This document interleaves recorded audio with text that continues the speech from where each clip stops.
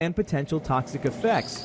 Their hope is to receive FDA approval as an investigational drug and move into human trials by early next year. It could be another year after that before patients actually will be able to take it. If it gets approved, it would provide a new glimmer of hope for those living with this fatal disease. I'm Usher Qureshi reporting. Usher, thank you for that report. Well, that's going to do it for us today. I'm Michelle London. Denver 7 News at 5 starts right now.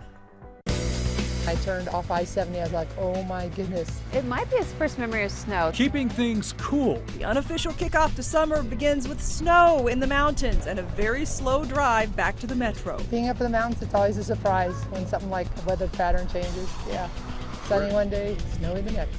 Plus, honoring those who made the ultimate sacrifice. The president pays his respects this Memorial Day in the nation's capital. And still today, we are free because they were brave. And remembrance ceremonies take place here in Colorado. That saying that freedom isn't free is really true.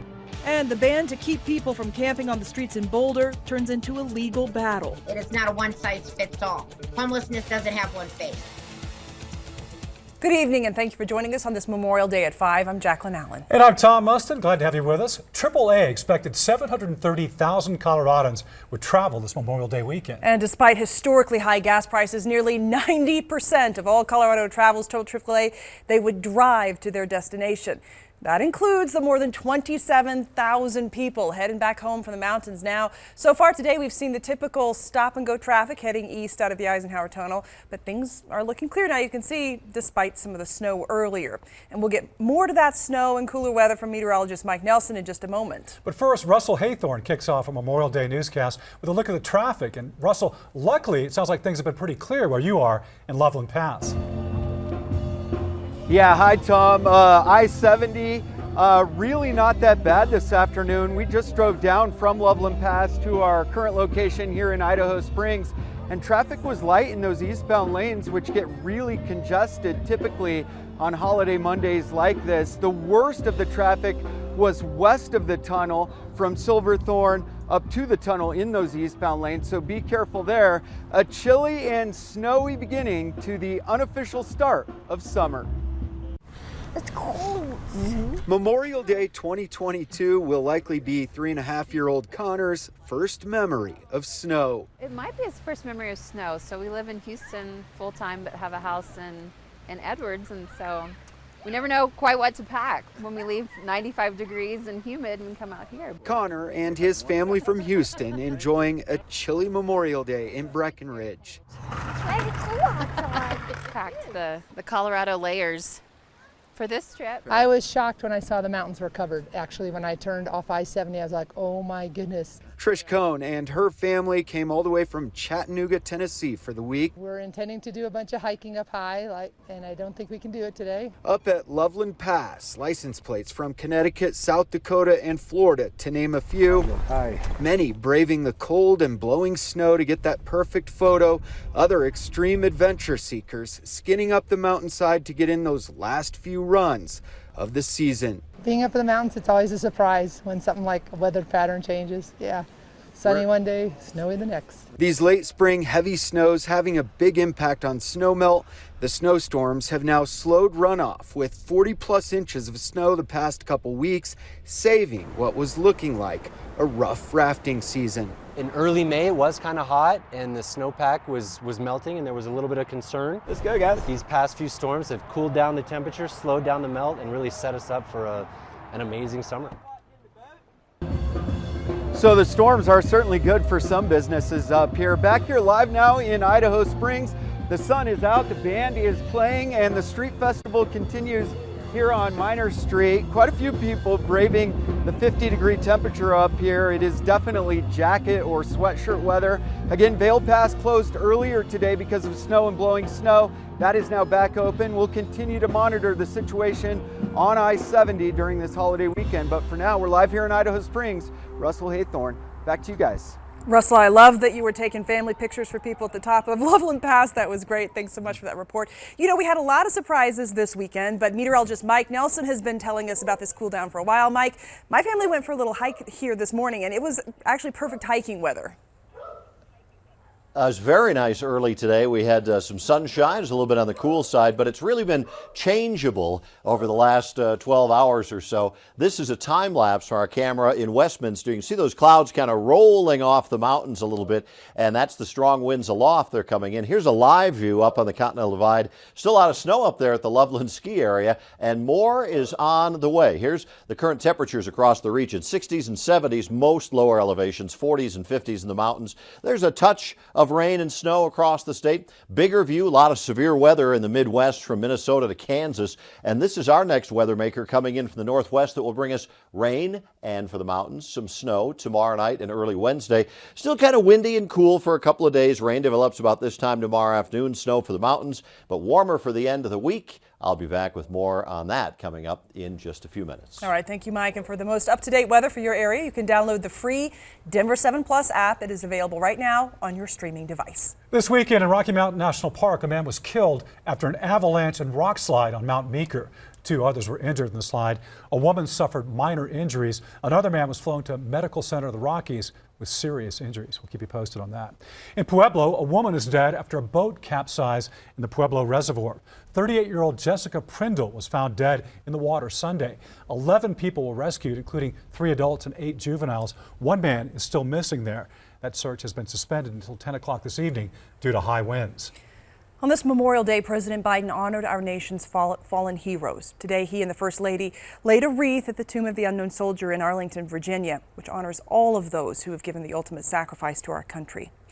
The President and the First Lady then planted a tree at the White House to honor fallen veterans.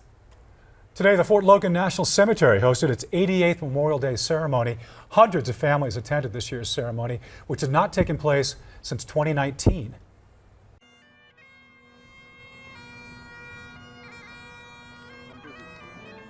Delivered by the Director of Joint Staff at the Colorado National Guard. There was also a flyover by the 140th Fighter Wing. We'll have much more on today's ceremony at Fort Logan tonight on Denver 7 News at 6. Funeral services began today for the 19 students and 2 teachers killed in the Uvalde Elementary School shooting. And new tonight, ABC News is getting new video here of students being rushed out of classroom windows by officers. Dispatch audio telling officers the gunman was in a classroom with children needing help. We do have a child online. Row 12, are we able to, is there anybody inside of the building at this? Sure. Child is advising he is in the room full of victims at this moment. Just yesterday, the President and First Lady visited Robb Elementary with people chanting outside for the President to, quote, do something. The President only responded to the crowd saying, "We will." Police are still investigating after a teenage girl was shot in Central Park last night. It happened in the parking lot of the rec center on 25th Avenue. Police say it began as a fight, and officers tried to chase a female suspect that had a gun. That person and another suspect carjacked another person driving a red Honda. Denver police say they have not made any arrests. The teen who was shot is expected to be okay. The ACLU has filed a lawsuit challenging Boulder's homeless camping ban. The lawsuit alleges the ban criminalizes unhoused citizens. But city leaders say the ban was in response to growing safety concerns. Denver 7's Micah Smith takes a closer look at the lawsuit and the legal challenges these camping bans face. Winter or summer, throughout the Denver metro, you'll find multiple tents lining a major city road or a park. There's a lot of stigma that surrounds homelessness. Jennifer Livovich is one of the plaintiffs of a new ACLU lawsuit challenging the city of Boulder's homeless camping ban, prohibiting tents and coverings in public places. For far too long in Boulder, our camping ban, better referred to as our blanket ban, has been the city's response to the failure at the local, state, and national levels. Livovich, who was once homeless herself and now runs a nonprofit to help those in need, says Boulder's ban is cruel. Instead of helping those in need, the vast majority of those seeking assistance are either given meager help or none at all. According to the lawsuit, since last summer, the Boulder Shelter for the Homeless has turned away 250 people the majority on cold nights. In response, the City of Boulder says, "We have just received the lawsuit and are reviewing it. The city will comment at the appropriate time through its filings in the court process." But here's what council members who voted for the ban said in July 2021 when it passed. Our public spaces, in my view, belong to the entire community, not merely those who would treat them so inappropriately. Having an enclosed tent in a park or other open space is essentially, taking over that public space. Homeless camping bans across the Front Range have faced legal challenges. Denver's ban has been in place for 10 years, a decade full of litigation. I would like to see are additional services provided by a diverse range, local nonprofits. Livovich says until that happens, homeless Coloradans will sleep where they can, creating an unsanitary eyesore to some and a home to others. Reporting in Boulder, Micah Smith, Denver 7. All the music, all the people, it's wonderful. I always love running this. A Memorial Day tradition returns in all its wacky grandeur. Everybody dresses up, there's slip and slides, there's fun fruit slot machines.